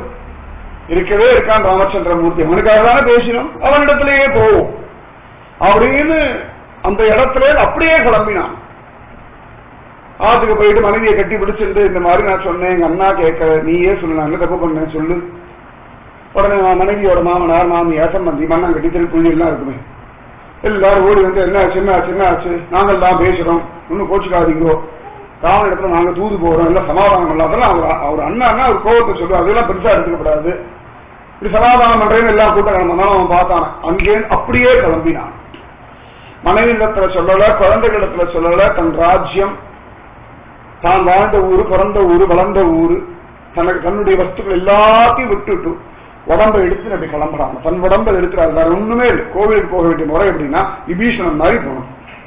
எல்லாத்தையும் விட்டு ஒன்ன தவிர வேற கதி இல்லேன்னு வரணும். அழகா விபீஷன் கிளம்பினான், நேர வராம. ஏன்னா இந்த கரையில ராமன் இருக்கான்னு தெரிஞ்சுடுது, சேது சமுத்திர கரையில பிரபு இருக்கான்னு தெரிஞ்சுடுது. ராமனே கத்தின்னு வருவோம், ஏன்னா அவனுக்கு தெரிஞ்சு போயிடுது. ஒரு ஆஞ்சநேயரை இவ்வளவு அழகு பண்றாருன்னா அப்ப ராமன் எவ்வளவு சாஸ்திரமா தெரிஞ்ச விஷயம் தெரிஞ்சவனா இருப்பான், எவ்வளவு நீதிமானா இருப்பான். நிறைய விஷயங்கள் கேள்விப்பட்டிருக்கான் ராமனை பத்தி. அது ஆஞ்சநேயரை பார்த்தா அப்பயே கன்ஃபார்ம் பண்ணிட்டா ராமதாசனா இருக்கிறது தான் வசத்தின்னு ஒரு தீர்மானத்துக்கு வந்துட்டான். ஆஞ்சநேயர் தான் இன்ஸ்பிரேஷன் விபீஷனுக்கு. ராமதாசனா மாறணும் அப்படின்னு ராசனா ஒரு குரங்கு என்ன போடுறது. இத்தனை பெரிய லங்கையிலே எல்லார் கண்ணையும் விரல விட்டு ஆத்திருக்கு. லங்கையில கிரகங்கள்னா கூட நடுங்கும் ஒரு சின்ன குரங்கு இத்தனை அட்டகாசம் பண்ணிருக்கு. பயப்படாம அண்ணா முன்னாடி வாழை வேற சுருட்டிண்டு அதே ராவணான் உபதேச வேலை பண்றது. அப்ப ராமதாசனா இருக்கிறது சிரேஷ்டம் அப்படின்னு ஒரு தீர்மானத்துல வந்ததுக்கு காரணம் ஆஞ்சநேயமூர்த்தி. அதனால தைரியமா கிளம்பி வந்துட்டான். சத்தியத்தை சொன்னா ராமன் ஏத்துப்பான், வேற ஒண்ணுமே வேண்டாம். அழகா வந்துட்டான் விபீஷன். அப்பதான் குரங்குகள்லாம் அப்படி கரையில அரைஞ்சிட்டு இருக்கு. ஆகாசத்துல வருது, லங்கையிலேருந்து வரத பார்த்துட்டு ஏற்கனவே ஆஞ்சநேயருக்கு வந்து நல்ல பெருமை வந்துடுச்சு. உடனே குரங்கெல்லாம் நம்மளும் ஒரு 4-5 ராட்சசால கிழிச்சு போட்டோம், கிள்ளி போட்டோம், கடிச்சு வச்சோம்னா ராமச்சந்திரமூர்த்தி பேஷ் பேஷ் பலே பலே பலே அப்படின்னு சொல்லுவாரு. ஆசையா எல்லாம் பிடி வெட்டு குத்து குதிக்கிறதுக்கலாம், நான் பிடிக்கிறேன் நீ இப்படி எல்லாம் தாவறதுக்கலாம். இவன் நல்ல ஒசரத்தா இருக்கான், இவன் எல்லாரையும் கிழிச்சு போட்டுருவான், அவ்வளவு பலவானவன். ஆனாலும் தர்மவான் இப்படி நின்று இருக்கானா. அப்பதான் சொல்றான் இந்த மாதிரி அப்படியே சொல்றான், நான் ராமனுடைய தம்பி விபீஷணன் பேரு, ராமனே கதீர வந்திருக்கேன்னு போய் சொல்லுங்க ராமச்சந்திரமூர்த்தி இடத்துல. அழகா வந்து சொல்றாளா. பகவான் கேட்கிறாரு என்ன பண்ணட்டும் ஏது பண்ணட்டும். ஒவ்வொரு வேண்டாம் வேண்டாம் வேண்டாம் வேண்டாம் வேண்டாம். சுக்ரீவன் சொல்றான் பிரபுவனை நம்பப்படாது. இப்ப நல்ல சமயத்தை அண்ணாவை விட்டுட்டு கழுத்தறக்க வந்திருக்காங்கன்னா இவனுக்கு நான் வச்சிருந்தா ரொம்ப கஷ்டம் தான். இவனே அண்ணாவால் அம்பு போடுன்னு அங்க அண்ணா அநியாயம் பண்ணிருக்கான், அவனை கொண்டு போடுன்னு சொன்னவன் இப்ப சொல்றான் இவனை நம்புறதுக்கு இல்லை அப்படின்னு. சுக்ரீவன் பேச்சு நம்பவே முடியாது. அநியாயம் பிடிச்ச நிஜமாவே ஒழுங்கா வாசிச்சோம்னா தெரியும் ராமாயணம் வருத்தமா இருக்கும். பகவான் இவனுக்கு இவ்வளவு அநியாயத்துக்கு சகாயம் பண்ணிட்டாரே வருத்தமா இருக்கு எனக்கு நிஜமா சொல்றேன். எல்லாம் பண்ணுவான், அவ்வளவு சந்தேகப்படுவான். பகவான் வாலி வதம் பண்ண எங்க அண்ணா வாரி உண்டுன்றான். வதம் பண்ணி முடிச்சதுக்கு அப்புறம் வாலி அண்ணா அப்படின்னு அர்த்தம். அது வரைக்கும் கொண்டு போடு கொண்டு போடு கொண்டு போடு கொண்டு போடுன்னு சொன்னவன் வாலி வதம் பண்ணி முடிச்சோன்னு எங்க அண்ணா நல்லவர் தான் அப்படின்னு எழுதியிருக்கான். அநியாயம் நிஜமாவே பகவானுடைய காருண்யம் தாங்க முடியறதில்லை சுக்ரீவன் மேல. அதுக்கப்புறம் அவன் பாடு குடிச்சிட்டு குமாரம் அடிச்சுட்டு இருக்கான். பிரபு ஞாபகப்படுத்துறார், மத மாசம் முடிஞ்சாச்சுரா, சாத்துர் மாசம் முடிஞ்சாச்சுரா, சீதையை தேடுறது ஆள் அனுப்புறா அப்படின்னு கோபத்தை லட்சுமணன் துரத்தி விடுறார். அது அவ்வளவு தூரம் சுக்ரீவன் மேல பிரபுவுக்கு ஒரு பிரியம். சுக்ரீவன் சொல்லிட்டான் நம்ம சேர்த்துக்க வேண்டாம், விபீஷணன் வேண்டாம் வேண்டாம் வேண்டாம் வேண்டாம் வேண்டாம் அப்படின்ட்டான். கடைசியில ஆஞ்சநேயர் சொல்லிட்டா பிரபு அவரை சேர்த்துக்கலாம். இந்த மாதிரி என் வாளுக்கு என்ன கொலை பண்றதுக்கே வந்தா வாழ்ல நெருப்புற அளவுக்கு குறைஞ்சு வந்ததான் ஒரே காரணம் விபீஷன். அதனாலே தர்மாத்மா அவர் சேர்த்துக்கிறதுனாலே நமக்கு ரொம்ப நல்லது. லங்கையில எங்கெங்க என்னென்ன இருக்குன்னு சூக்மங்கள்லாம் அவருக்கு தெரியும். நமக்கு இப்படி ஆள் வேணும். இதெல்லாம் இந்த ராஜதந்திரம். ராஜதந்திரம் இந்த காலத்துல எல்லாம் நிஜமாவே இல்லை. இந்த காலத்துல இந்த ராஜதந்திரம்ன்ற வார்த்தைக்கெல்லாம் அர்த்தமே இல்லை. ஏமாத்துறது வேற, ராஜதந்திரம் வேற, எடுத்து நிறைய வித்தியாசம் உண்டு. ரொம்ப அழகா ஆஞ்சநேயர் சொல்றார், பிரபு ஒவ்வொருத்தர் என்னென்ன பண்ணுவா அவளுடைய பலம் என்னன்னா இவனுக்கு என்ன தெரியும். தர்மவான், அதனால ஏமாற்ற மாட்டான், தைரியமா விபீஷணனை சேர்த்துக்கலாம் அப்படின்னு ஆஞ்சநேயர் ரெக்கமெண்ட் பண்ணிட்டாராம். விபீஷணனை சேர்த்துட்டார் பகவான். ஆச்சரியம். அப்பதான் ரசக்கிருதேவ பிரபன்னாய தவாஸ்மீதி சயாச்சதே அபயம் சர்வபூதேபியோ ததாமி ஏதத் விரதம் மம. ஒருமுறை நான் உன்னை சேர்ந்தவன் என்னிடத்திலே சரணாகதி செய்துவிட்டால் அவர்களுக்கு சகலவிதமான பூதங்களிடமிருந்தும் அபயம் அளிக்கிறேன். இது என்னுடைய விரதம் அப்படின்னு பிரபு சத்தியம் பண்ணார். சரணாகதி நமக்கு கிடைச்சது, சரணாகதி தத்துவம் நமக்கு கிடைச்சதுன்னா காரணம் விபீஷன். விபீஷணஸ்து தர்மாத்மா. என்ன பெரிய பாக்கியம்னா எனக்கு இந்த விஷயத்த சரியா இந்த திருப்புல்லானி சமுத்திர கடல நின்று சொல்ற பாக்கியம் கிடைச்சது. நிஜமாவே இப்ப நடக்கிற சந்தோஷமா இருக்கு. சமுத்திர கடல சந்தியா வேலை 7 மணி 7:30 மணி நல்ல கும்மிருட்டு, ஆளே கிடையாது. நாங்க ஒரு 4-5 பேர் போயிருந்தோம். ஆச்சரியம். அதெல்லாம் அடிச்சுன்னு இருக்கு, வெறும் இருட்டு, சுத்தி வர ஆளே கிடையாது. அந்த சமுத்திரக்கடல ஆள் கிடையாது. தள்ளி போனாதான் மீனவர்கள்லாம் இருப்பா. இப்ப சமுத்திரக்கடல ஒரு ஆஞ்சநேயர் உண்டு, சேது பந்தனத்தை காவல் காத்துட்டு இருக்கார். ஆஞ்சநேயர் பார்க்கறதுக்கு கொஞ்சம் பயமா இருக்கும். நம்ம பத்மாஞ்சநேயர் மாதிரி தேமையெல்லாம் இருக்க மாட்டார். பத்மநாப ஆஞ்சன் ரொம்ப சமத்து. ரொம்ப ஹாய் ஆஞ்சனையா சௌக்கியம், ஹாய் ஆஞ்சுன்னு போயிட்டுலாம். ஹாய் ஆஞ்சு தான் நல்லா வரும். அவரை பார்த்து எப்படின்னா அவர் பார்த்து அப்படி ரொம்ப ஆகாலாம் தோணவே தோணும். ஹாய் ஆஞ்சு அப்படின்னு போயிடுவேன். என்ன நல்லா இருக்கான்னு கேட்டு போயிட்டு அவ்வளவுதான். அந்த ஆஞ்சு அந்த கண்ணை பார்க்கணும், நிஜமாவே கொஞ்சம் வயிறு கலங்கத்தான் செய்யும். அதுவும் ஆச்சரியம். நாங்க போன சமயத்துல அந்த கோவில் வேலை நடந்தது. பட்டர் கோவிலை பூட்டிட்டு போயாச்சு. கோவிலை பூட்டினா கதவை சாத்திட்டு போயிட்டா. அங்க வேலைக்கார வேலை பண்ணிட்டு இருக்கா. அப்ப அப்ப அந்த வேலைக்காரரை கேட்டா, அப்பா தரிசனம் பண்ண முடியுமா? இல்ல சாமி, பட்டர் போயிட்டா, நாங்க தான் வேலை பண்ணிட்டு இருக்கோம். அதான் கர்ப்பகிரகத்துல அது ஒரு டைல்ஸ் எல்லாம் போட்டுருந்தா, கதவு திறந்திருக்கா மூடி இருக்காப்பா அப்படின்னு. திறந்தா இருக்கு, வாங்க சாமி பார்க்கலாம் அப்படின்ட்டான். எனக்கு அன்னைக்கு தரிசனம் பண்ணி வச்சது அந்த கொத்தனார் வேலை செய்யக்கூடியவா தான். அதனால அப்பா உனக்கெல்லாம் பரம பாக்கியம்டாப்பா, நாங்களாம் இந்த ஆசிரியை பத்தி உபன்யாசம் தான் பண்றோம், நீங்கெல்லாம் அவர் கர்ப்பகிரகத்துல உட்காந்து அவர் முதுக காட்டின்னு உட்காந்து டைல்ஸ் பதிச்சு செஞ்சுட்டான். நேர பார்க்கறதே நமக்கு பயமா இருக்க வர, கண்ணு பார்க்கணும் பண்ணிடுவாரா, ராமர் பாலகன் பண்ணு பார்க்கலாம் அப்படின்னு முறைச்சுட்டு இருப்பார். நிஜமா அவர் தான் காப்பாத்தினார் ராமர் பாலகன், யாரும் ராமர்லாம் ஒன்றும் காப்பாத்தல. இந்துக்கள்லாம் யாரும் ராமர் பாலத்தை காப்பாற்றவே, எல்லாம் நியூஸ் படிச்சுட்டு இருந்தோம், நியூஸ் கேட்டு இருக்கோம், அவ்வளவுதான். கண்கள்ல பார்க்கணும் அந்த கோபம், உக்ரம். உக்ர நரசிம்மர் கேள்விப்பட்ட உக்ர ஆஞ்சநேயர் அங்கதான் பார்த்தேன். நம்ம முகத்துல அப்படி ஒரு சாந்தமெல்லாம் பார்க்கவே முடியாது, இதுதான் முறைச்சுட்டு இருப்பார். இந்த முறையிலேயே ஒரு பயம் வரமாட்டோம் மக்கள், அப்படி முறைச்சுட்டு கையை வச்சு இப்படி பார்த்துட்டு இருப்பார். அழகா தரிசனம் பண்ணி அவளுக்கு அந்த இடத்துல அவளுக்கு உபதேசம் பண்றது ஒரு பாக்கியம். அவதான் கதை பாருங்க சாமி அப்படின்ட்டான். ஆச்சரியமா நான் சொன்னேன், பட்டரை கூட கோவில் கூட்டிட்டு போயாச்சு, உங்களுக்கு பாக்கியம் நீங்க உண்டு ஆஞ்சநேயர் உண்டு இருக்கு, எங்களுக்கு அந்த பாக்கியம் கிடைக்கவே கிடைக்காதப்பான்னு சொல்லிட்டு வந்து அப்பதான் சமுத்திரக்கல்ல நின்று இந்த விஷயத்தை சொல்ற பாக்கியம். விபீஷணன் அந்த கரைக்கு தான் வந்தான். இக்கரைக்கே நான் சொல்றாள் பெண் பிள்ளை, அந்த கரை நிஜமாவே அப்ப சமுத்திரம் முன்னா மக்களமா இருந்தது, நல்லா காத்து, ஆளே கிடையாது. நாங்க ஒரு 4-5 ஃபிஷ்ஷா இருந்தோம், அவ்வளவுதான். அவன் இருட்டுல போகிறதே ஒரு பயமா தான் இருக்கும், ஏகாந்தமா கொஞ்சம் நடுக்கமா தான் இருக்கும், தனியால யாருக்கும் திரும்பி பார்த்துட்டே இருக்க முடியும், அப்படிதான் இருக்கும். அந்த இடத்துல இந்த விஷயத்தை சொல்ற பாக்கியத்தை ராமன் கொடுத்தானா இல்லாட்டி ஆஞ்சநேயர் கொடுத்தாரா விபீஷணன் கொடுத்தாரான்னு தெரியாது. கொடுத்தது என் கிருஷ்ணன், அதான் உண்மை. இவா 3 பேர் எனக்கு கொடுக்கல, இவா 3 பேர் எனக்கு என்ன கொடுக்க முடியும்? எனக்கு ஏதான கிடைக்கிறதுனா என் கிருஷ்ண கிருப்பை, ராம கிருப்பை தான். போனா போறதுன்னு கிருஷ்ண ராமனை ஒத்துப்போமே ஒழிய கிருஷ்ணன் கிருஷ்ணன் தான். ஆச்சரியம் நிஜமாவே வந்துட்டான் விபீஷன். பகவான் அவனுக்காக சொல்லிட்டு அப்பதான் ஒரு புறா கதையெல்லாம் பிரபு சொல்றார். புறா கதையெல்லாம் சொல்லி விபீஷணனை தன்னுடையவன் ஏத்துக்கிறார். எல்லாத்தையும் விட்டு நீயே கத்தினா அதான் சரணாகதி. நல்லா ஞாபகம் வச்சுக்கோங்க. சரணாகதிக்கு இன்னொரு விஷயம் தான் சொல்றேன். இது வரைக்கும் எல்லாரும் 2 கை தூக்கினா சரணாகதி. எல்லாத்தையும் விட்டுட்டு அவனே கதி, அவன் மட்டும்தான் கதி, புகலிடம். கத்தினா புகலிடம் அர்த்தம். அவன் மட்டுமே கதி அப்படின்னு ஒரு புத்தி வந்துடுச்சுன்னா அதான் சரணாகதி. அது இருக்கா நீங்க தான் பார்த்துக்கணும். என் பணம் என்ன காப்பாற்றும், என் பந்துக்கள் என்ன காப்பாற்றுவா, என் புத்தி சாத்துரியம் என்ன காப்பாற்றும், இப்படி போயிட்டு இருந்தோம்னா அது பேர் சரணாகதி. என் சுவாமி இருக்கான், அவனுடைய சரண கமலங்கள் என்னை ரட்சிக்கும்.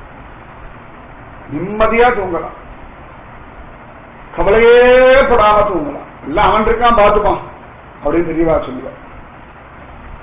மரத்தை வச்சவன் தண்ணி ஊற்றுவான், அதுதான் சரணாகதி. இறக்க வச்சு விட்டான், நடத்திட்டு போறான். நம்ம கையில என்ன இருக்கு, நம்ம முயற்சி பண்ணலாம், அவ்வளவுதான். மற்றதெல்லாம் பிரபு நடத்துறான். சரணாகதி நிஜமாவே விபீஷணன் மூலமா தான் நமக்கு சரணாகதியே கிடைச்சதுனால விபீஷண ஆழ்வார் அப்படின்னு பேரு. வைஷ்ணவ சம்பிரதாயத்துல விபீஷண ஆழ்வார் அப்படின்னு தான் சொல்லுவார். அழகா விபீஷணன் வந்துட்டான், பகவான் சேர்த்து விட்டா. அது கூட பெரிய விஷயம் இல்லை. இந்த விபீஷணை நம்பி ஒரு 4 ராட்சசா கிளம்பி வந்துட்டார். அவ பார்த்த விபீஷன் அவ்வளவு தூரம் சொல்றான், இங்கேருந்து கிளம்புறான்னா அப்ப ராமன் நல்லவனாத்தான் இருக்கணும். அவளுக்கு ராமனை பத்தி ஒன்னும் தெரியாது. விபீஷணன் சொன்னா யாராவது ஒருத்தர் ரெஃபர் பண்றாங்க, நல்ல ஆளா இருப்பார், அவ்வளவுதான். விபீஷணன் அஸ்திவாரமா கொண்டு ராமனை நம்பினாலாம். பிரகல்லாதன் அஸ்திவாரமா கொண்டு தான் நரசிம்மனை நம்புறோம்.